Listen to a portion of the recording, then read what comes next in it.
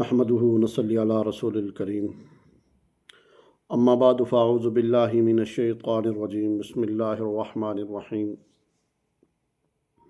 آج میں آپ کے سامنے کچھ چیزیں بھی رکھوں گا جادو کے حوالے سے، جنات کے حوالے سے اور بندش کے حوالے سے، کیونکہ ہمارا موضوع کافی دنوں سے یہ چل رہا ہے، جادو، جنات، تعویذات، بندش، روحانی مسائل، روحانی معاملات کے حوالے سے۔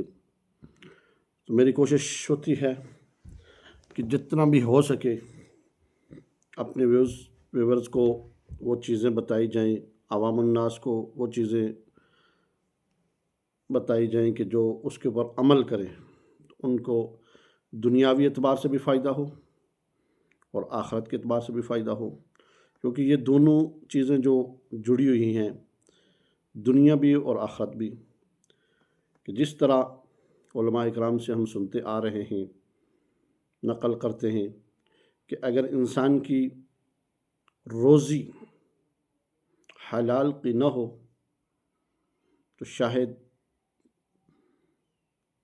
اس کی عبادت قبول نہ ہو۔ کیوں شاہد سے مراد یہ ہے کہ ہر بندے کا اپنی روزی کا مسئلہ ہے۔ اب روزی اگر حلال ہے تو عبادت بھی قبول ہوتی ہے، پھر انسان فخر سے کہتا ہے کہ میں اللہ کے سامنے جھکا ہوں، اللہ نے یہ میری مراد پوری کرنی ہے، چاہے جو مرضی ہو جائے۔ تو اس لیے کہ معاشی تنگی وہ چیز ہے کہ انسان کو کفر تک لے جاتی ہے۔ اگر معاشی انسان کمزور ہے تو پھر ایسے معاملات کے اندر پھنس جاتا ہے بندہ کہ جس سے نکلنا مشکل ہو جاتا ہے۔ وہ حتیٰ کہ یہ بھی اپنے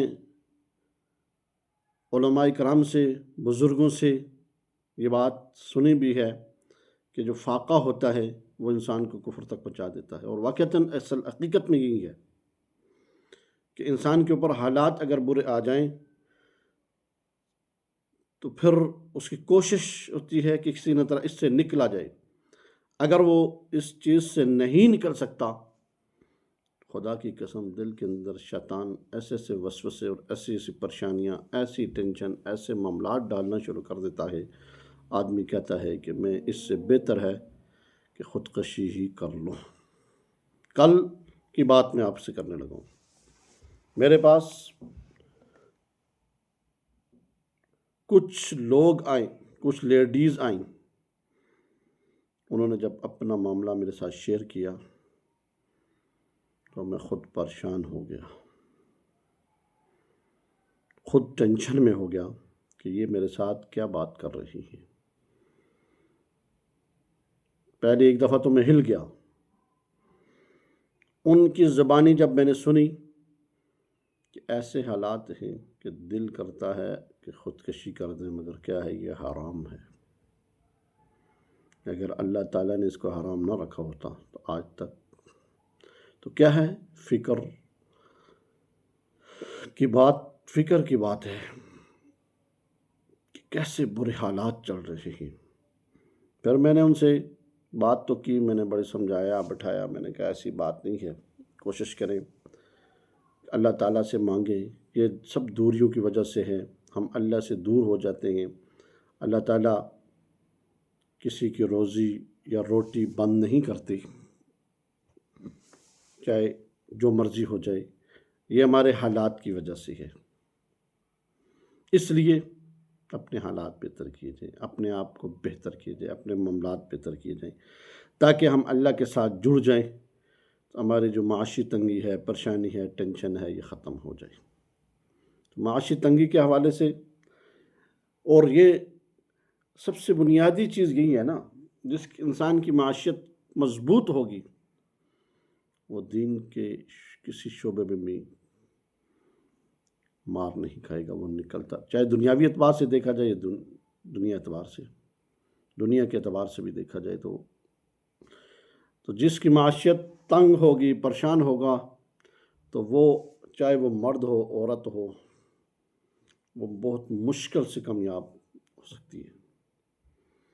اس لیے پہلے اپنی معاشیت کو مضبوط کیا جائے۔ باتوں باتوں میں یہ بات آ گئی تو اس لیے کوشش کریں اپنے معاملات کو بہتر کریں۔ ذکر اذکار جو بتایا جاتا ہے اس کا مقصد یہ ہوتا ہے تاکہ آپ اللہ جی کے ساتھ جڑ جائیں، آپ کا تعلق اللہ سے بن جائے، اس کی برکت سے آپ اس معاملات سے نکل جائیں، کیونکہ ذکر کی تاثیر اللہ نے تو رکھی ہے نا۔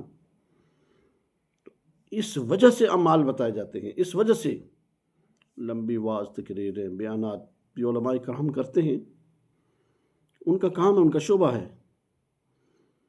تو یہ چیز کیا ہے، اعمال کے اوپر بھی ضروری ہے، اور ذکر سے ہی شاید آپ کی قسمت کھولنے کا جو طریقہ ہو اللہ نے رکھا ہو، اللہ اس ذکر کی برکت سے ہی آپ کی قسمت کھول دے۔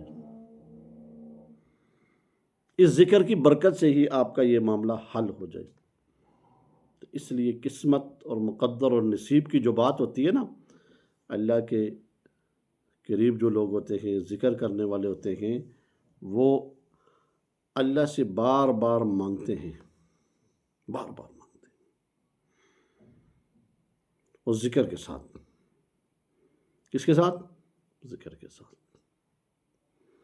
اس لیے ذکر فکر کے ساتھ ہو، اللہ سے التجا کریں کہ میرا یہ معاملہ اللہ جی حل فرمائے ہر وقت۔ اور جو آج کا میں عمل آپ کے سامنے رکھنے لگا ہوں، یہ عمل کیا ہے، اس عمل کو دیکھیں، سنیں، اس عمل کو کریں۔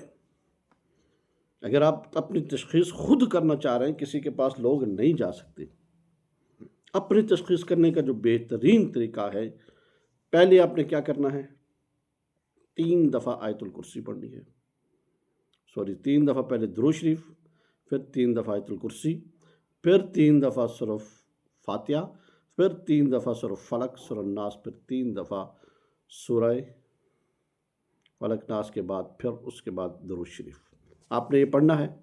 درود شریف پڑھنے کے بعد پانی کے اوپر دم کریں، پانی کے اوپر دم کر کے اس پانی کو چک کریں، پئیں، اس کا ذائقہ دیکھیں کس طرح کا، اگر میٹھا ہے تو جادو کا ہے، اگر کڑوا ہے تو جنات کا ہے، یہ آپ اپنی تشخیص کریں گے خود ہی۔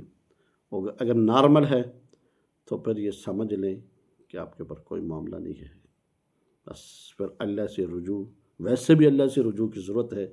جس وقت اللہ سے رجوع آپ کریں گے، دنیا میں بھی انشاءاللہ تعالیٰ اور آخرت میں بھی کامیاب ہوں گے۔ اللہ تعالیٰ ہمیں حق اور سچ کے ساتھ جڑنا اور حق سچ کہنے کی توفیق عطا فرمائے۔ اسی بات پر اتفاق کروں گا۔ وآخر دعوانا الحمدللہ رب العالمین۔